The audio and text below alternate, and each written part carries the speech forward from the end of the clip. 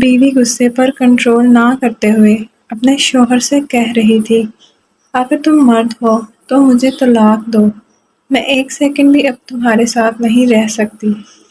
اس کا شوہر خاموشی سے اس کی بات کو نظر انداز کر رہا تھا۔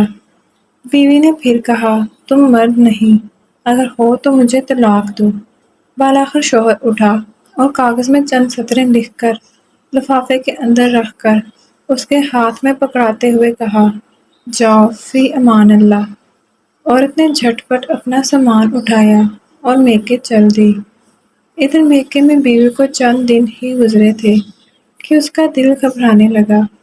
ایک دن اس نے شوہر کو فون کیا اور رونے لگی کہ میں غلط تھی، میں ایک ناقص العقل عورت ہوں، مجھے معاف کر دو۔